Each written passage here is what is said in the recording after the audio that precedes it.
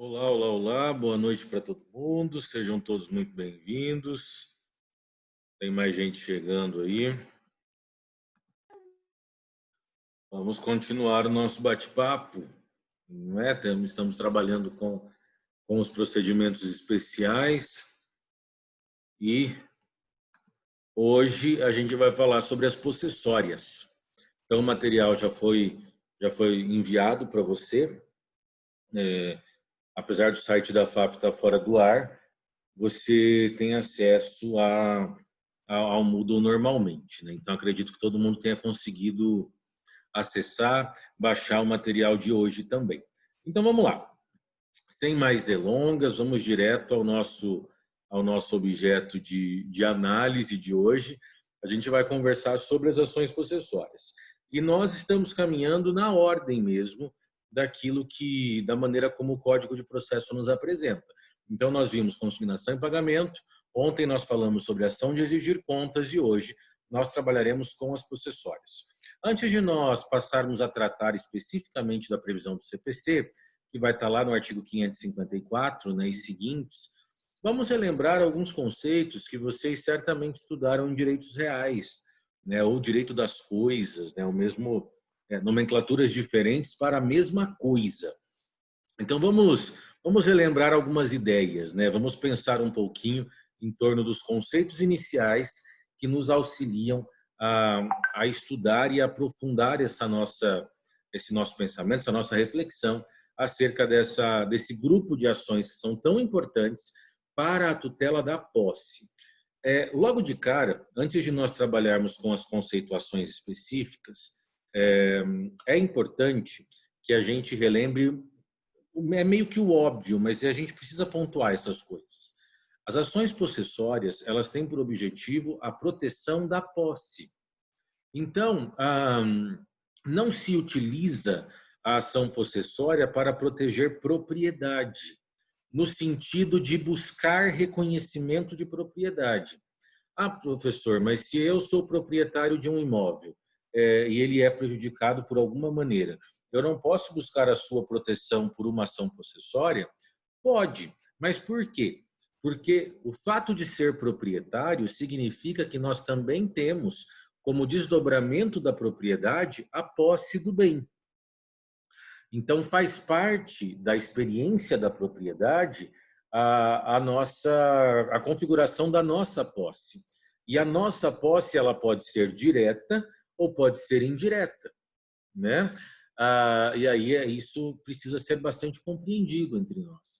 Mas, por mais que eu seja o proprietário do bem e esteja buscando a proteção daquilo que é meu por meio de uma possessória, eu não estou brigando pela propriedade. Eu estou protegendo a minha propriedade, mas especificamente garantindo o meu direito de possuí-la. O que eu estou querendo dizer é que a gente falaria que as ações possessórias tutelam a propriedade se por meio de uma possessória a propriedade fosse reconhecida ou fosse entregue, determinada para alguém, o que não é o caso. Uma ação de reintegração de posse, ela não vai reconhecer que o autor é o dono da coisa. Na verdade, para essa ação de reintegração de posse existir, precisa ser demonstrado que ele é o possuidor da coisa. Se ele é o proprietário, ele está demonstrando muito mais do que seria necessário.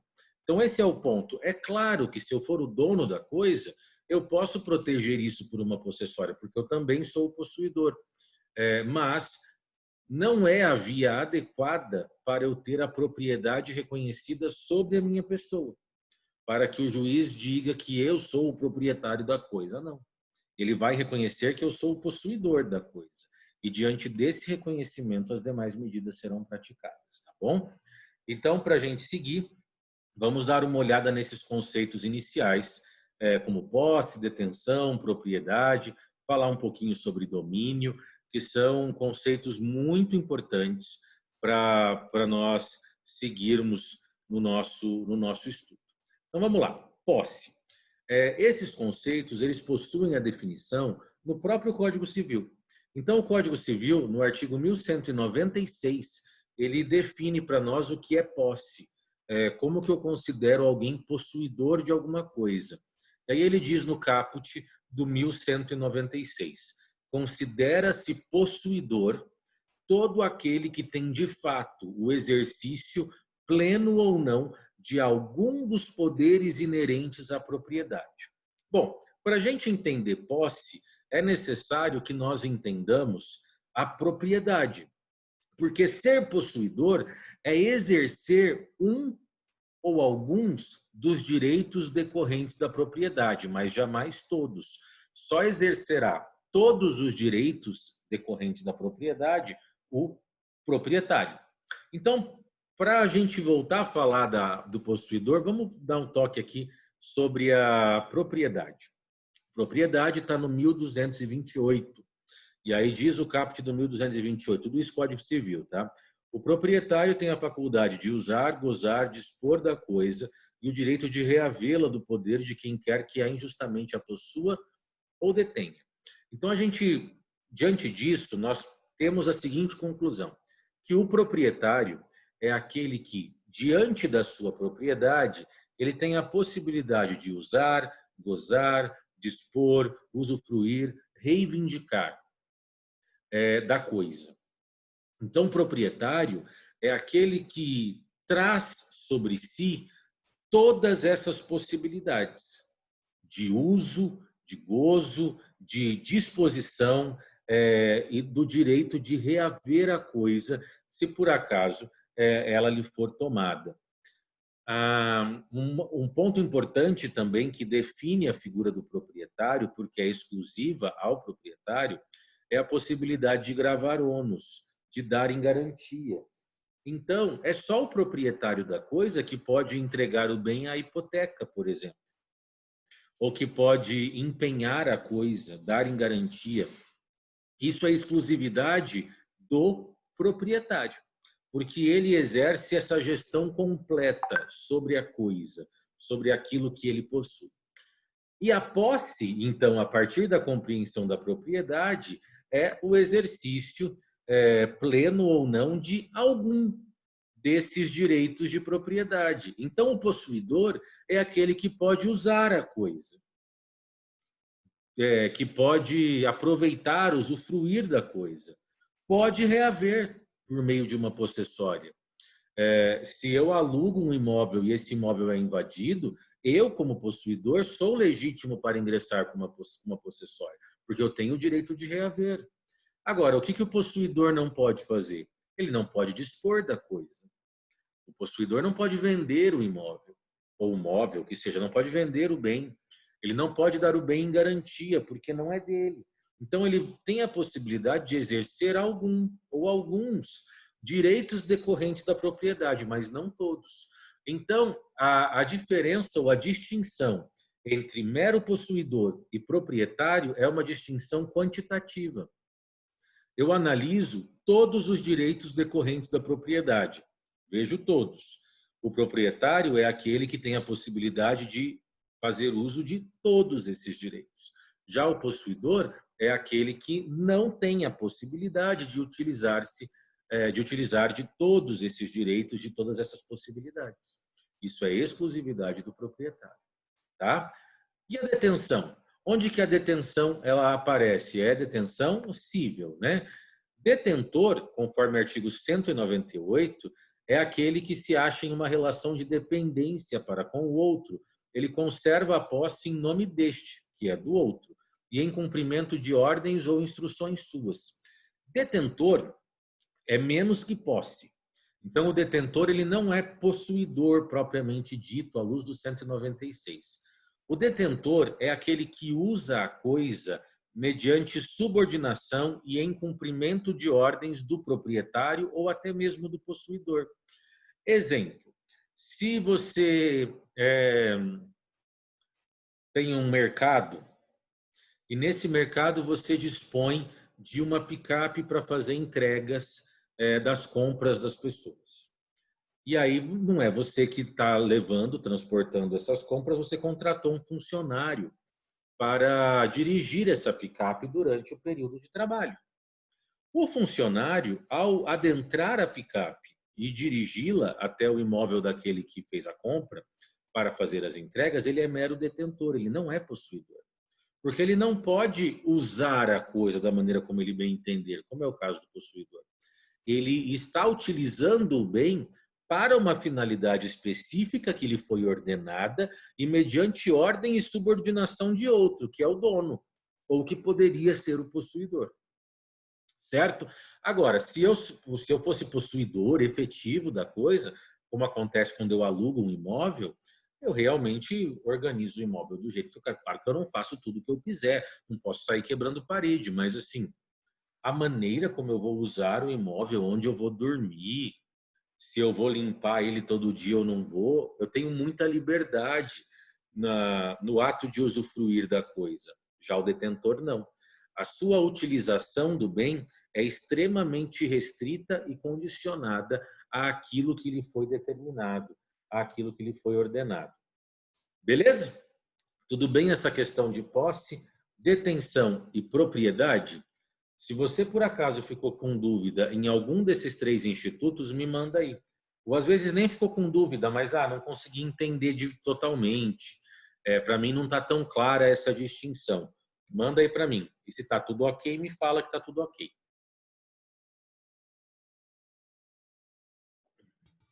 Ah, tudo ok. Só não coloca na prova não, tá? Vá. E aí, povo? Como que tá? Tudo certo? Responde, infeliz. Que coisa. Escreve aí no chat. Meu medo é responder agora e você tá achando de infeliz porque eu respondi. Mas tá tudo certo, professor. Não, mas não vou taxar de infeliz. Não, é que você falou, responde infeliz. Eu falei, responde, então eu sou Entendi, infeliz. porque daí você vai acabar se enquadrando, né, na chamada. Exatamente. Entendi. Mas beleza, vamos lá. A propriedade é um direito real. E por que eu sei que a propriedade é um direito real? Como que eu sei que ela é efetivamente esse tipo de direito? Nós temos direitos reais e direitos pessoais nessa distinção. Os direitos reais são os direitos identificados no artigo 1225. O Código Civil, ele me diz quais são os direitos reais. Então, aqui é uma questão de identificação taxativa no rol dos direitos reais. Tanto que o artigo 1225, no caput, ele diz direitos reais, e aí ele me apresenta uma lista. Então, a gente vai chamar de direitos reais os direitos previstos, identificados lá no artigo 1225. E propriedade é o primeiro previsto, está lá no inciso 1 do 1225. Quando a gente fala de propriedade, jovem, a ideia da propriedade ela possui uma relação muito íntima com a ideia do domínio. Só que nós precisamos compreender que propriedade e domínio não são sinônimos. Se o proprietário utiliza a coisa, mora e exerce ali todas as suas possibilidades de gestão e de escolha, ele tem a propriedade e também o domínio. Mas a gente vai chamar de domínio a pessoa que tem o controle sobre a coisa, inclusive quanto à sua utilização. Quem utiliza e controla a coisa, o objeto, na sua completude, é o que detém o domínio. Então, por exemplo, se uma coisa bastante comum hoje em dia de gente que gosta de...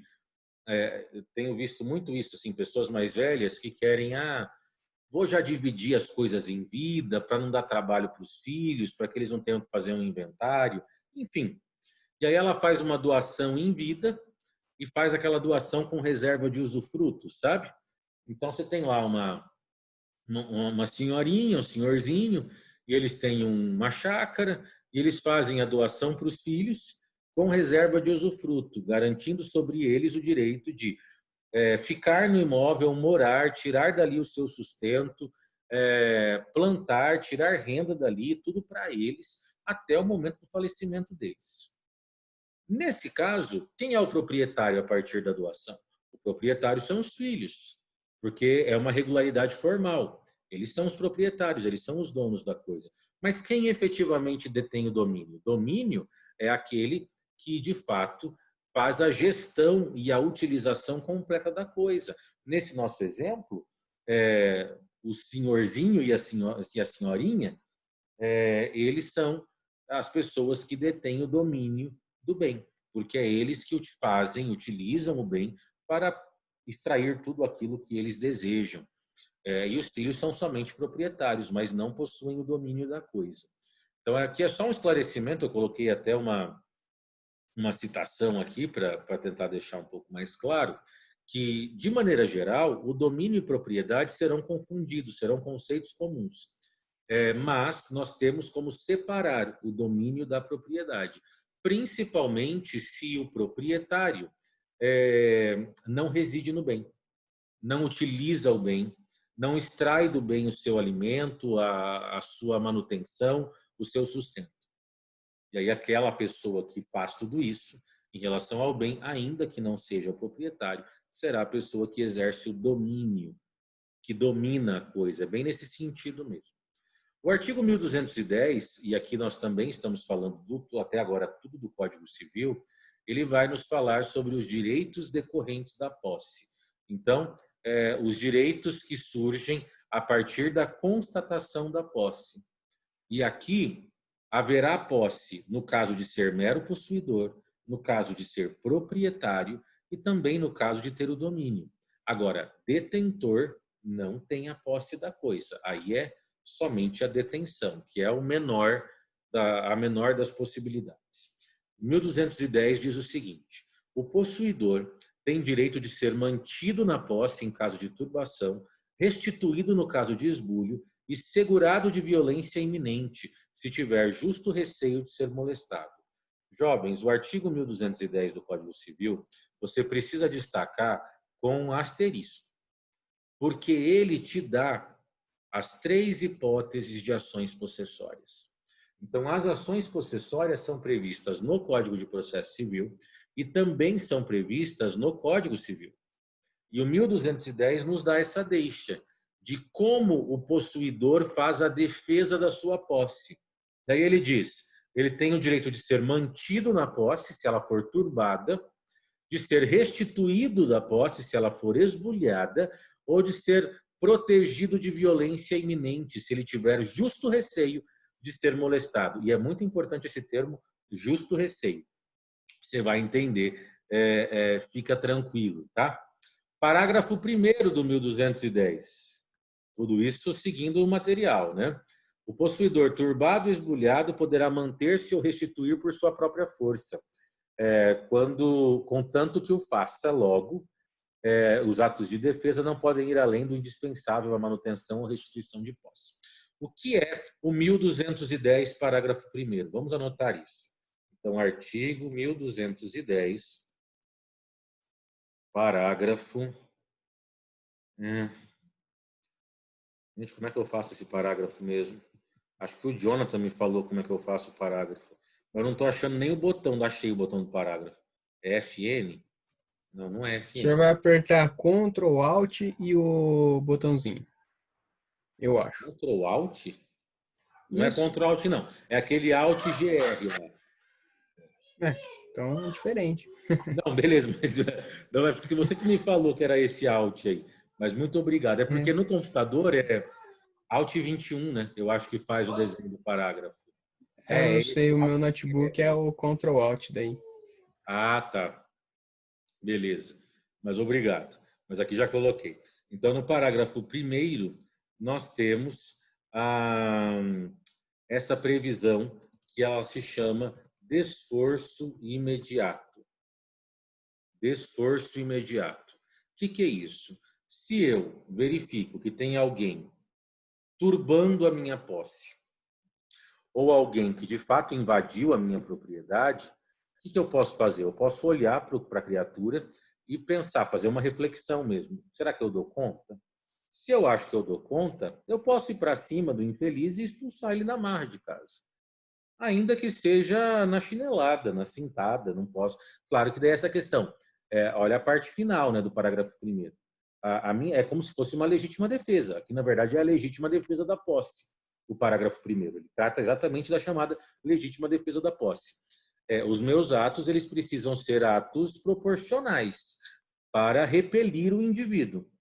Eu não posso abusar dessa minha legítima defesa da posse da mesma maneira como eu não posso abusar da legítima defesa no âmbito penal. A lógica aplicada é a mesma, tá? Mas nós temos essa possibilidade, que é uma hipótese de autotutela.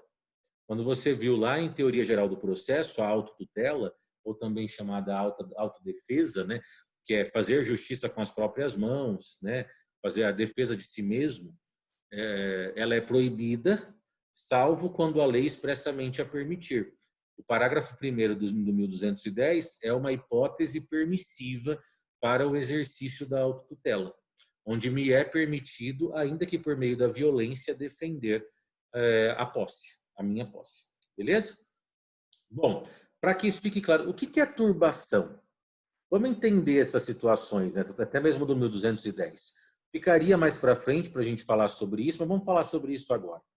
Quando ele diz o possuidor tem direito de ser mantido na posse no caso de turbação, restituído no caso de esbulho e segurado se ele tiver justo receio, né? Então nós temos 3 situações, 3 circunstâncias que ensejam a proteção possessória. A proteção, vou escrever aqui também.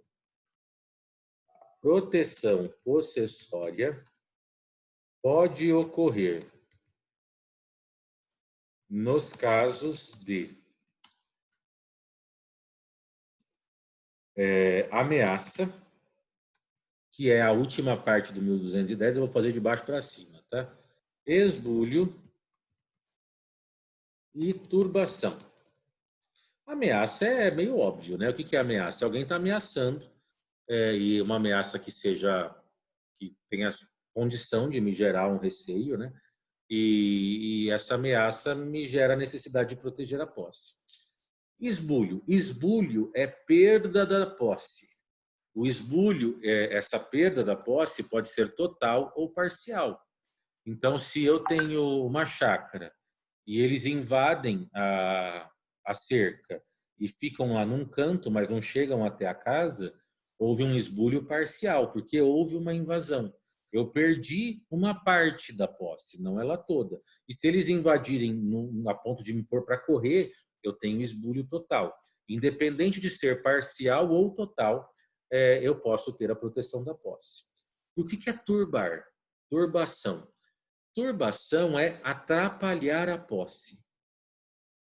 Então, a turbação é um meio termo entre a ameaça e o esbulho.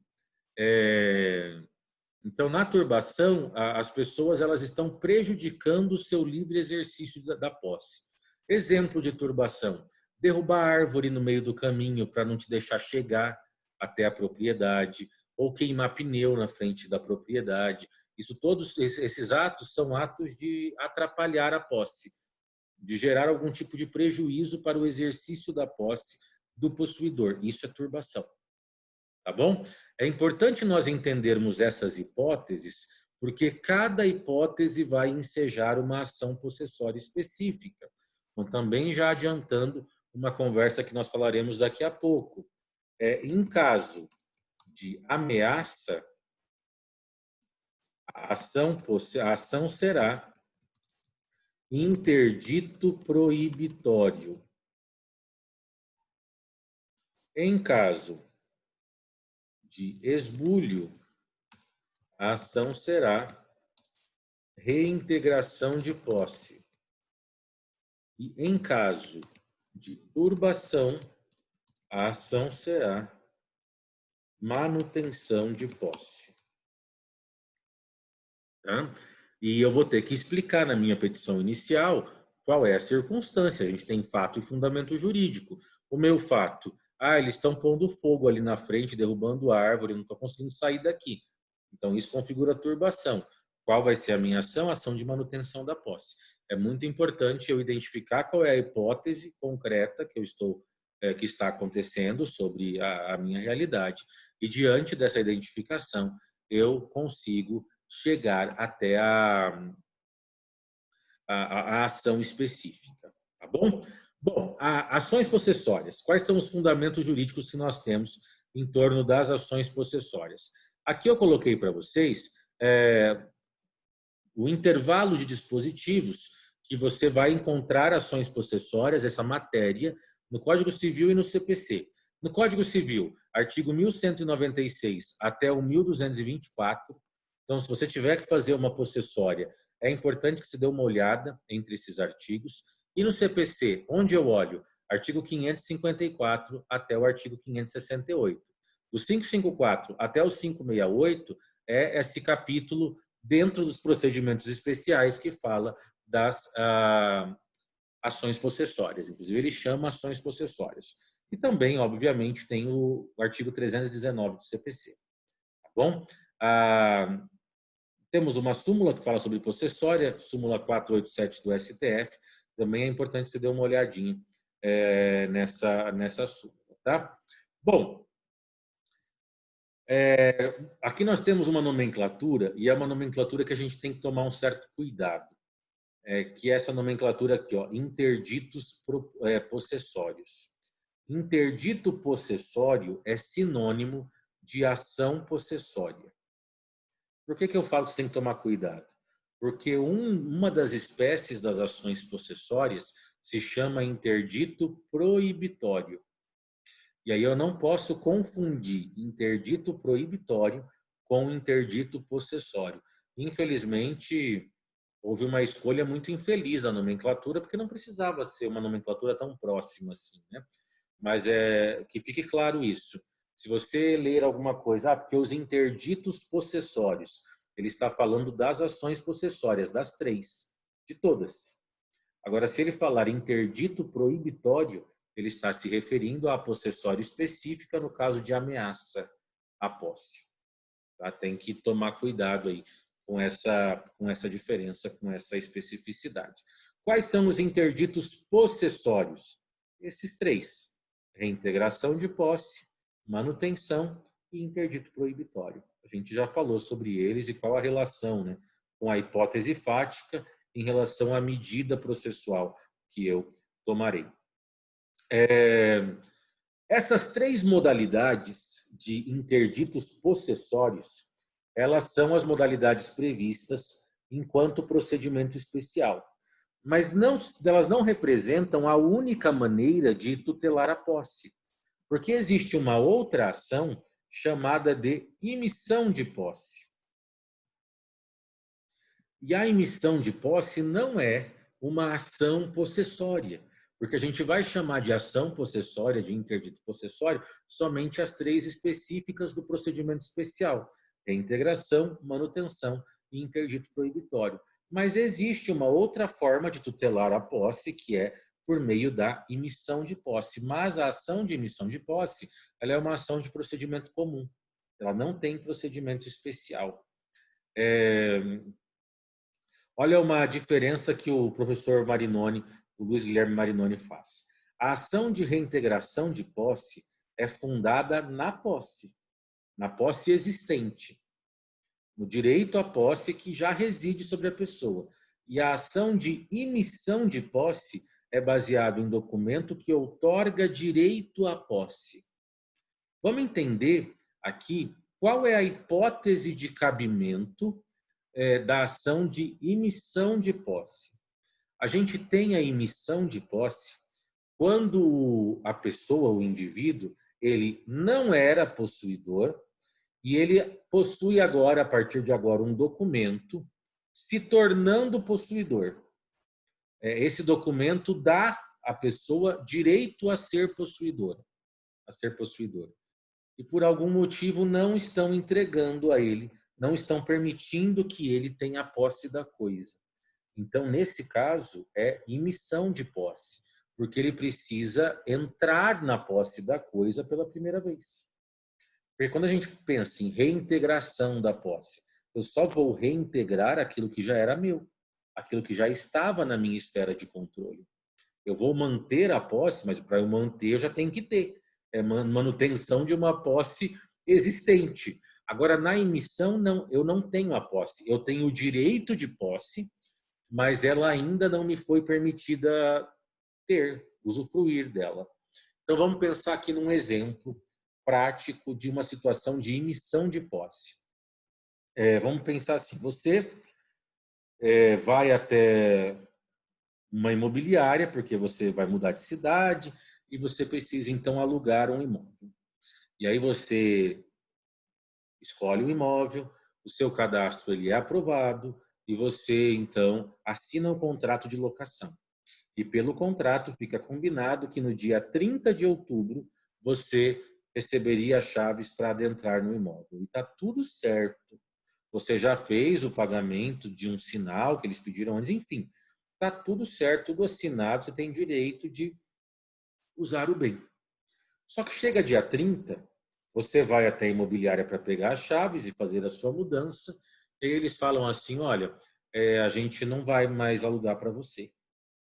Veio uma outra pessoa aqui que está precisando fazer uma certa urgência e acabou oferecendo mais pelo imóvel, a gente acabou alugando para essa pessoa e a pessoa, inclusive, já está na casa. Nesse caso, eu tenho o direito outorgado por um documento de ter a posse do bem.